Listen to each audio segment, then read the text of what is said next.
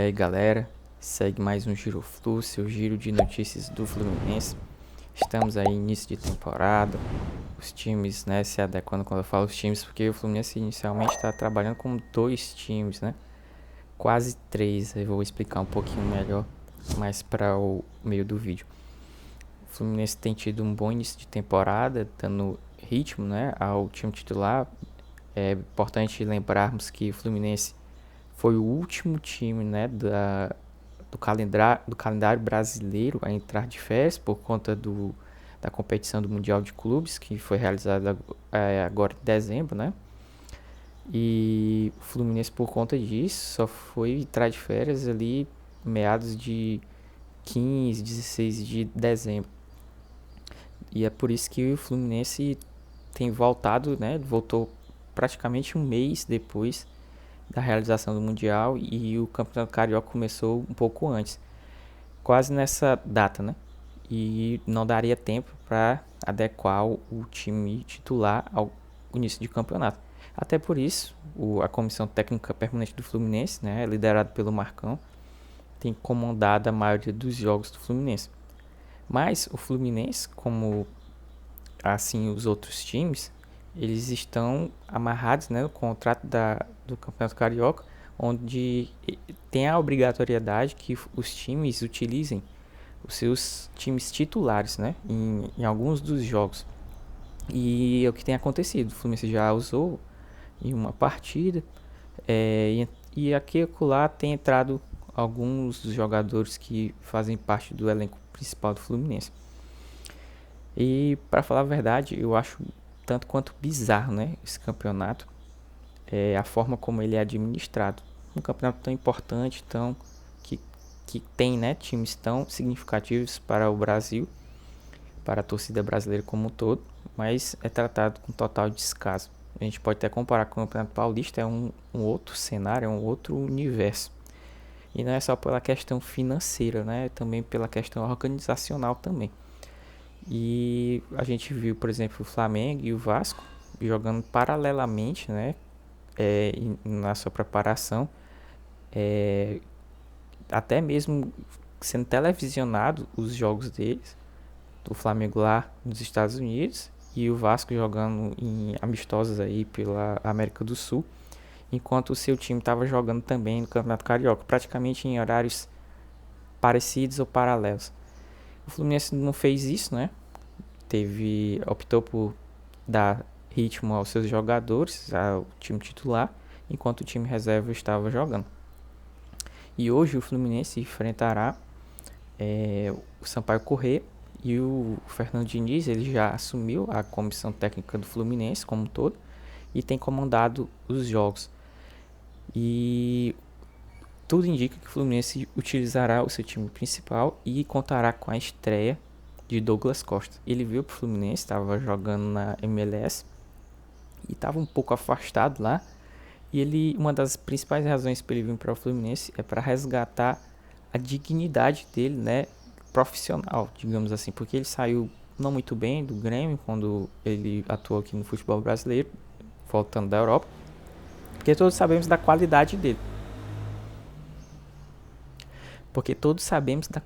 dele. É inquestionável, porém teve problemas físicos e também teve alguns problemas extracampo, né? Nada relacionado à vida assim, tipo de balada, essas coisas, mas alguns probleminhas familiares.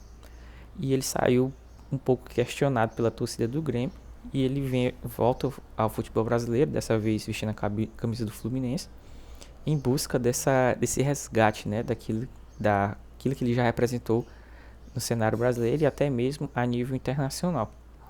E até mesmo pela oportunidade de estar disputando competições internacionais como a Recopa Sul-Americana e a Libertadores da América. E o Fluminense é o atual campeão também dessa competição, né? Então tudo isso marca e define, né? Definiu para que ele escolhesse o Fluminense como seu time. E ele estreará hoje, tudo indica. A comissão técnica se surpreendeu com a evolução física dele, né? Porque sabe que ele estava treinando quase que por conta própria nos Estados Unidos, e ele sempre tentando manter a forma e ele foi muito disciplinado e isso colaborou completamente para que ele pudesse é, conseguir, né, um condicionamento físico que lhe desse a possibilidade de jogar um jogo agora profissionalmente, agora pelo Campeonato Carioca. E isso vai ser muito importante. A gente sabe que muitos têm dúvida em qual posição que ele poderia jogar. Alguns até apontam que ele poderia concorrer com o Arias ou o Keno, porque ele é um atacante de ponta. Eu acredito que ele vai jogar ali na posição do Keno, se ele for vir a ser titular. Mas a gente sabe que o esquema do Diniz, ele não tem muito essa questão de qual lado que o atacante vai estar ali jogando. Porque o esquema do Diniz, ele é muito móvel. Você vê em vários momentos, tanto o Keno quanto o Arias se aproximando tanto da lateral esquerda ou direita, dependendo de qual lado que está sendo o lado de ataque, entendeu? E é uma característica do futebol do Diniz. Inclusive na final da Libertadores a gente viu no primeiro gol, né, do Cano, uma aproximação entre o Keno e o Arias ali no campo de ataque na lateral esquerda. E eles triangulando ali naquele pedacinho de campo, né? E chamando a marcação e conseguindo até o Arias um passe para o Keno, que o Keno passou cruzou para dentro da área para o Cano finalizar. Então, a gente sabe que esse esquema de aproximação do Diniz, ele é quase que quase não, ele é uma posicional, só que os jogadores têm posição, certo? Mas eles, no momento que eles estão atacando, eles não têm uma posição fixa e eles podem flutuar ali pelo campo, né? Seja no setor do ataque ou meio de campo. Pois bem, então a gente conta muito com o futebol dele e boa sorte a ele, que ele tenha uma boa estreia, que ele seja um jogador que marque sua história no Fluminense também. Agora falando sobre a questão da saída de jogadores. Pois bem, o Fluminense anunciou, né, por meio do técnico Fernando Diniz, que o elenco está inchado. O que seria isso? A gente sabe que o Fernando Diniz ele opta, né, por trabalhar com um elenco mais encurtado, mais curto, né, digamos assim, para ele ter aquelas peças fixas, né, que ele sabe qual que vai trabalhar, e até mesmo para que os jogadores tenham mais oportunidade de jogar, entendeu? Tem uma rotatividade de jogadores onde a maioria deles tem minutos, né, de jogo. E essa é a filosofia do Diniz. A maioria dos técnicos atualmente tem optado, né, por trabalhar com elencos mais curtos. Só que a gente sabe, né, que o calendário brasileiro é um calendário extenso, tem viagens longas, tem várias competições, tem a própria Libertadores agora, tem a Recopa, Copa do Brasil e ainda por cima teremos esse ano a disputa da Copa América. Então tudo isso faz com que os elencos, mesmo sendo enxutos, eles tenham um pouco mais de exigência, né? Porque alguns desses jogadores podem vir a ser convocados, com certeza. No caso, por exemplo, você pode ter certeza do Ares, o Nino saiu agora pouco do Fluminense, mas também ele seria convocado. E pode ter um outro jogador do Fluminense que possa vir a ser convocado. Terans, talvez, não sei. Mas esse elenco tende ainda a ficar mais enxuto por conta desse período. E ter a possibilidade de ter mais jogadores para esse calendário é algo que é importante. Agora mesmo o Fluminense tem tido 2 times por conta da disputa do Carioca e a preparação do time titular para entrar em condicionamento físico e até mesmo já pensando na disputa da Recopa Sul-Americana contra a LDU, que agora já a primeira partida é no finalzinho de fevereiro. E hoje, daqui a 15 dias, digamos assim. Então, o Fluminense já vem se preparando para esse calendário que está aí já batendo na porta. O Campeonato Carioca está aí já quase chegando à metade, né, dessa fase de grupos, digamos assim. Perdão, essa fase de pontos corridos, onde também vale título, né, que a gente sabe que A Taça Guanabara agora, quem termina em primeiro lugar na classificação geral ganha a Taça Guanabara e os 4 melhores disputam as semifinais para disputar o título carioca. E a Taça Rio fica como se fosse um título de consolação para aqueles times que não conseguiram se classificar para o quadrangular final do Campeonato Carioca. Pois bem, e pasmem, se a gente juntar os 2 times praticamente que o Fluminense tem contado agora, inclusive com a volta do time titular, que já tem participado os jogadores de algumas partidas, e agora a tendência é que o time titular tenha cada vez mais jogos, até para dar ritmo ao time, é de praticamente 50 jogadores. E alguns desses jogadores, a gente sabe que são jogadores da base, jogadores que vieram da base, e alguns jogadores que vieram voltando de empréstimo. Teve até o caso do Cristiano agora, que ele estava emprestado, voltou ao Fluminense, inclusive ele jogou as primeiras partidas pelo Fluminense do Campeonato Carioca, mas foi negociado com o Goiás. Mas era um jogador que o Fluminense praticamente não contava. É um jogador, inclusive, que foi tido como uma aposta, né? Alguns 2 anos atrás, quando foi contratado. Porque ele jogou naquele time lá que disputou a Liga dos Campeões, inclusive chegando a jogar contra o Real Madrid. E esse foi o currículo dele, né, para ser contratado para o Fluminense.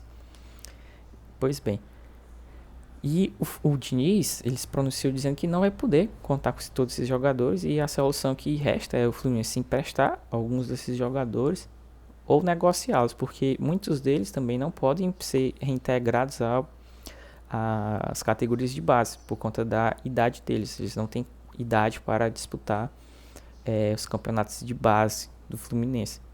E alguns desses jogadores, eu pego aqui minha colinha, que eles praticamente estão com a sua saída sacramentada, que no caso seriam Gustavo Ramalho, Felipe Andrade, Alexandre Jesus, Johnny, Luan Freitas, Marcos Pedro, Edinho, Wallace e João Neto.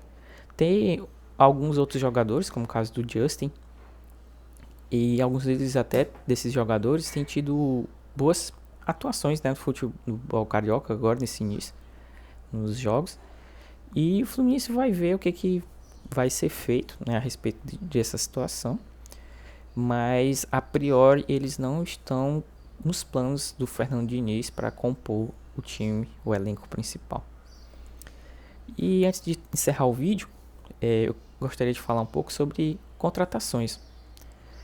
Algumas dessas contratações que eu falo, as que não foram concretizadas e as que podem vir a ser concretizadas. Vou começar falando um pouco da questão dessa contratação que não é do Fluminense em si, mas que foi importante para o Fluminense, que foi do Luiz Henrique. O Luiz Henrique, ele é um jogador que tem muita história com o Fluminense. Quando eu falo muita história, não pelo fato da época, do período que ele jogou profissionalmente, mas por conta da categoria de base, de Xerém. Ele é um moleque de Xerém, entendeu? E ele fala claramente nas redes sociais que é torcedor do Fluminense. Porém, ele é um jogador profissional, certo? E ele tinha vontade, eu acredito, de vir ao Fluminense. Porém, o Betis, a gente sabe, fez linha dura, jogo duro para liberar o jogador. O Betis, para quem não sabe, ele tinha o interesse de negociar o Luiz Henrique, não porque o Luiz Henrique fosse um jogador dispensável, não é isso, mas sim porque ele tinha interesse, o Betis, de contratar um outro jogador, porém ele precisaria abrir vaga no elenco, né, para um jogador estrangeiro, porque a gente sabe, o Luiz Henrique, ele é brasileiro, o Brasil não faz parte da União Europeia, né? Portanto, ele não é considerado um cidadão europeu, certo? E ele tem visto de trabalho de estrangeiro. Então, se o Betis está pretendendo contratar um jogador fora da Europa, automaticamente ele entra como jogador estrangeiro. Quando o Betis, né, que é um time espanhol, tenta contratar um jogador, seja lá da Espanha, da Alemanha, esses jogadores não entram como jogadores estrangeiros, eles são contratados como jogadores europeus. que dos países ali que compõem a zona do euro. Pois bem, acontece que eles queriam contratar um jogador estrangeiro e o Luiz Henrique poderia ser um jogador que ele saindo, né, poderia abrir vaga para esse jogador entrar.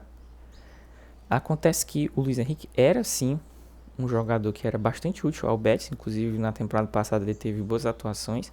Essa temporada ele já vinha jogando também, não era um jogador que estava assim afastado ou encostado.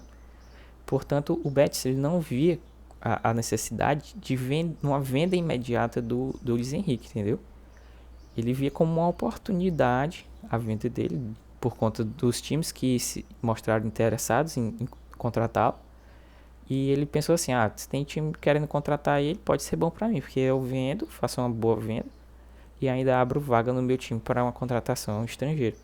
E aí vários times se mostraram interessados, que foi o Fluminense, o Flamengo, o Leipzig também, que ele mostrou interesse, e o Botafogo, por último.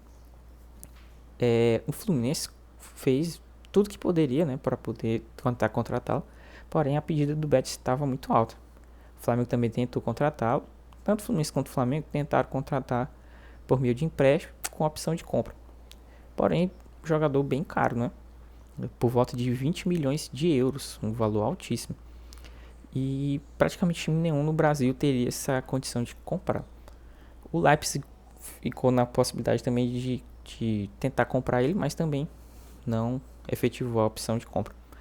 E o Botafogo surgiu, né, com essa possibilidade, com o interesse da compra do jogador e ainda colocando ele no plano de uma possível transferência, né, no futuro próximo, ou não sabemos quando, ao certo, dele se transferir para o Lyon, que para o Luiz Henrique ainda seria interessante porque ele ainda estaria ali imerso no cenário europeu.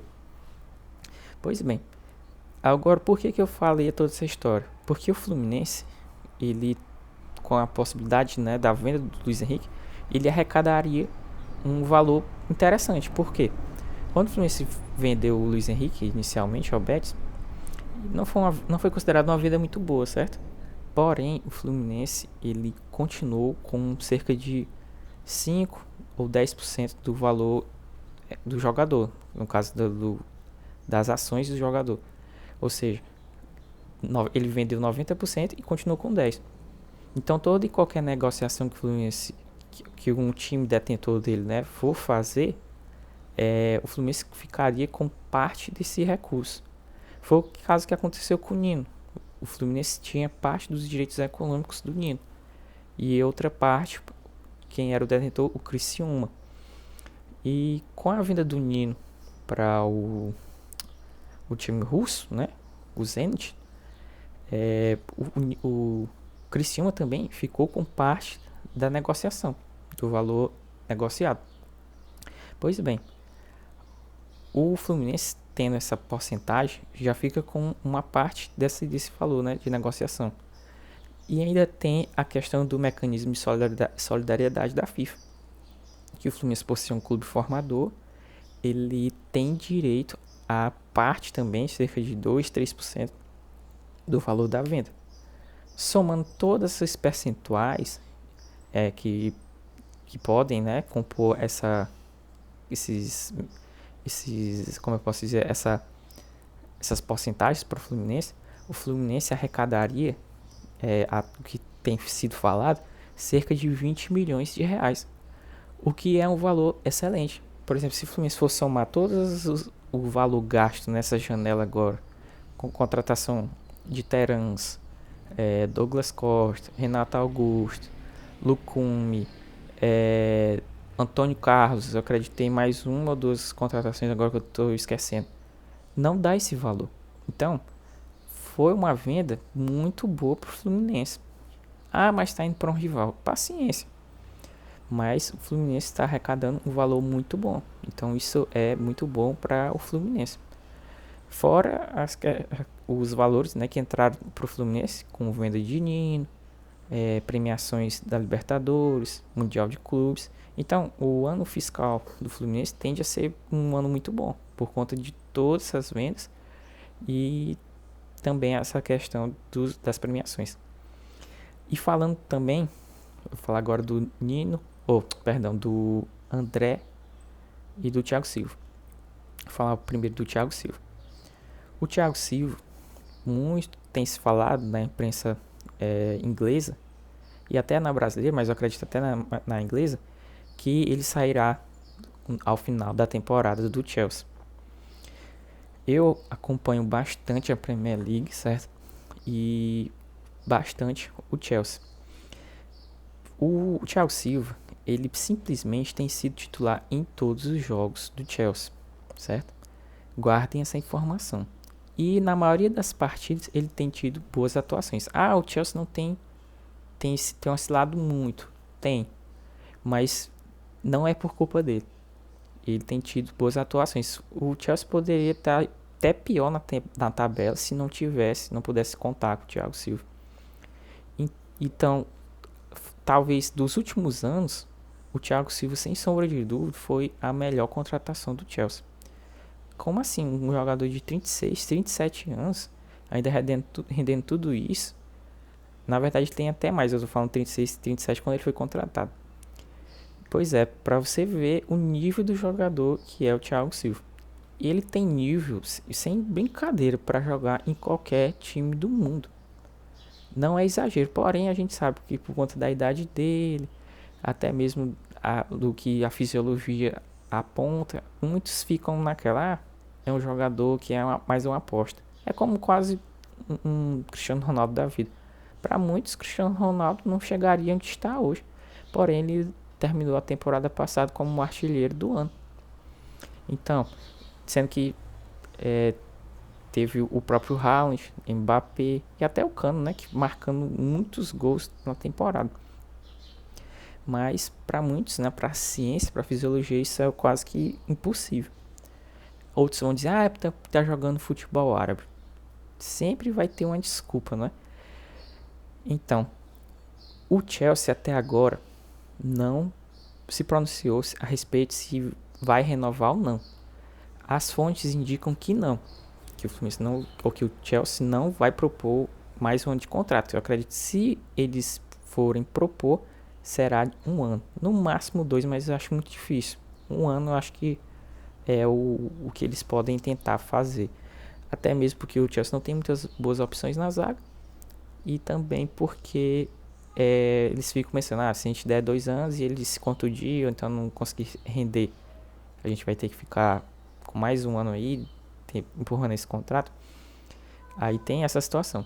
O Thiago Silva, eu acredito que ele tem muita vontade de voltar ao Fluminense. Inclusive, ele fica com o título, né, da Libertadores, agora 2023. Eu acredito que ele ficou assim muito angustiado, porque eu tenho certeza que ele queria estar ali levantando aquela taça, até porque ele é um jogador que esteve lá em 2008, teve aquela frustração de sentir o gosto, né, da conquista da Libertadores ali no início da carreira. Na verdade, não era bem o início, né, mas assim, foi aquele momento ali que ele começou a ser apontado como uma grande um grande jogador, né, um grande zagueiro, até mesmo a cenário internacional, porque a gente sabe, né, a Libertadores é uma competição internacional. E ele não ganhou naquele tempo, né? Depois ele foi transferido para a Europa e aí o resto é história, né? Pois bem, eu acredito que ele ficou com muita vontade de ter voltado do Fluminense naquele momento. Só que aí tem outro entrave, que é quem? A mulher do Thiago Silva. A gente tem visto, né? Ela é muito atuante nas redes sociais e ela fala bastante, e até mesmo outras pessoas ligadas a eles, né, também comentam que ela não tem mínimo interesse de voltar ao Brasil. Ela está muito adaptada à Europa. Ela veio de Paris, aí foi para com ele no caso, né? Foi de Paris. Na verdade, eles ficaram bastante tempo na Itália, né? Em Milão. Depois foram para Paris, né? Com o PSG. E foram agora para Londres, já estão cerca de 4 anos, né, mais ou menos, em Londres. E acho que 4 anos, cerca de 4 anos em Londres. E eles estão muito adaptados à Europa. E ela já falou, assim, meio que nas entrelinhas, que não tem o mínimo interesse de voltar ao Brasil, seja porque falando de questões relacionadas à segurança, seja por conta de questões relacionadas aos filhos, né, de educação. Mas a verdade é que ela no caso não tem esse interesse de voltar ao Brasil.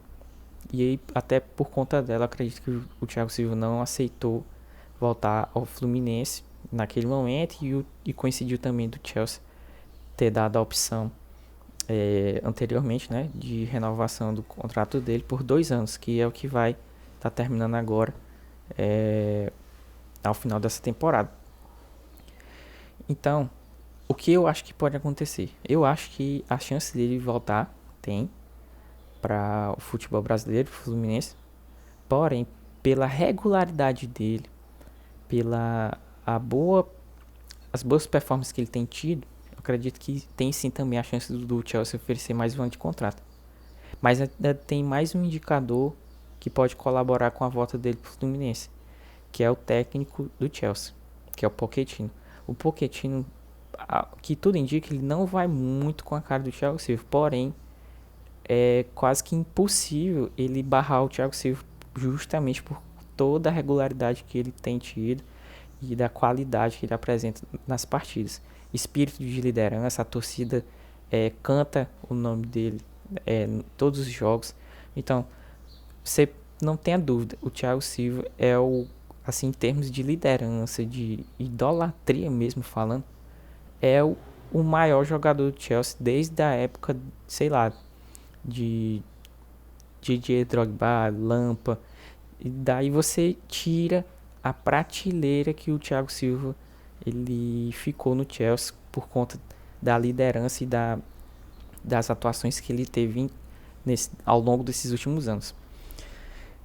E também, se a gente for ver do time que foi campeão da Liga dos Campeões, ali em 2021, praticamente todos saíram. Tem os remanescentes, praticamente só tem os laterais, né? Que é o Reece James e agora eu esqueci o nome do outro lateral. E o Thiago Silva, praticamente todos saíram do Chelsea. Isso do time titular.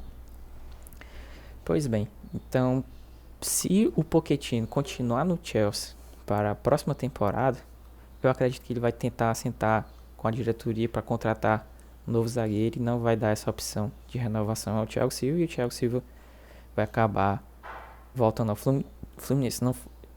Mas eu acredito que é o que vai acontecer. Mas tudo depende também do andamento do Chelsea também na temporada. Se o Pochettino conseguir uma regularidade melhor com o time e resultados melhores também. E falando do André. O André, o vídeo tá ficando um pouco longo, né? O André, ele é um jogador imprescindível pro Fluminense. Porém, ao mesmo tempo, o Fluminense também necessita da venda do André. Porque, apesar de todas as premiações, tudo que o Fluminense arrecadou ao longo do ano, o Fluminense tem no seu planejamento a venda do André. E não é uma venda qualquer, ela é prevista para ser a maior venda do time na história. Então, o Fluminense precisa dessa venda, certo? Eu sei que dói para o torcedor ouvir que o Fluminense não vai poder contar com o André, mas infelizmente é o que tem que ser falado. E a venda do André é prioridade. A gente sabe que não foi possível essa venda agora, nessa janela final do ano. A gente sabe também que não é a principal janela para o futebol europeu. A principal é agora, do meio do ano, que é onde se encerra a temporada para o início de uma nova temporada. E, inclusive foi nessa janela do meio do ano que o Fluminense teve a proposta mais concreta, digamos assim, para a aquisição dele, que foi do Liverpool. Porém, o Fluminense tinha prioridade da conquista da Libertadores e ele é uma peça-chave, né, do elenco. Optaram, tanto o André quanto a comissão técnica e diretoria, de não negociar ele naquele momento. E o Liverpool não queria negociar, vamos negociar aqui no meio da temporada, ele fica aí até o final do ano para vir agora em janeiro. Não, eles queriam imediatamente. Então, o Liverpool desistiu da aquisição dele. Depois teve algumas conversas e sondagens do Nottingham Forest, teve também do Fulham, Teve até do Zenit, teve alguma coisa também. Mas a prioridade dele, André, ao que tudo indica, é atuar no futebol inglês na Premier League. A gente não sabe como é que vai ser agora nesse meio de temporada. Eu acredito que o que o Fluminense fizer agora no começo de temporada, até começo de fase de grupos da Libertadores, Recopa Sul-Americana e Campeonato Brasileiro, não vai colaborar tanto para uma boa venda do André. Porque eu, sinceramente, como eu vejo futebol europeu, eles veem o Brasil como um cenário totalmente secundário. Não é como antes, onde eles viam um jogador promissor no Brasil e já chegava pagando valores absurdos. A não ser que aquele jogador seja um jogador ali mais do último terço do campo, né, um jogador de ataque, e que ele seja um jogador mais contundente. Mas um jogador ali de meio campo, até um zagueiro, dificilmente eles vão chegar pagando absurdos para ele. Porque eles não veem mais o futebol brasileiro, o futebol sul-americano como todo, como um futebol de expressão. Então, a maior oportunidade que o Fluminense teve, né, de mostrar o quão bom que ele era como jogador foi ali naquele momento no Mundial de Clubes. O Fluminense, e assim, para o futebol europeu também, o Mundial de Clubes também não é um melhor dos cenários para avaliar também um jogador. Porém, qual seria essa situação? O enfrentamento do futebol ali, no caso do Fluminense, com o Manchester City, que tá jogando com uma potência europeia.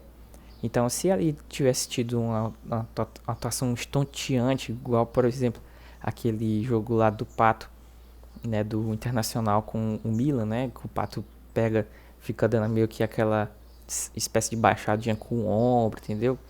Ele roubando a cena mesmo, que praticamente aquele jogo ali decidiu a contratação dele para o Milan, né? Algo mais ou menos nesse tipo que eu tô querendo explicar para quem é mais antigo e lembra desse jogo. E o Fluminense ainda por cima foi goleado naquele jogo. Então, tudo foi muito ofuscado naquele momento. Então, até por isso eu acredito que o que ele fizer agora não vai contar tanto para uma boa venda. Porém, o Fluminense pretende vendê-lo até o meio do ano com uma boa venda, né, para que possa, né, cumprir essa meta de venda para o Fluminense. Então, galera, basicamente é isso. Quero deixar aí pedindo, na verdade, né, para quem tiver gostado do vídeo, deixe seu like, compartilhe e deixe aí sua sugestão de vídeo, comentários, e também, se você não tiver concordado com alguma coisa que foi falada aqui, pode também opinar, debater, que estaremos aí para responder todo mundo, tá ok? Saudações tricolores.